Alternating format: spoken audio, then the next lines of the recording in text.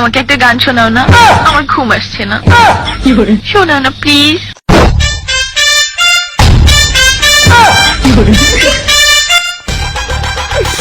তুমি আমার কাছ থেকে গান শুনবা?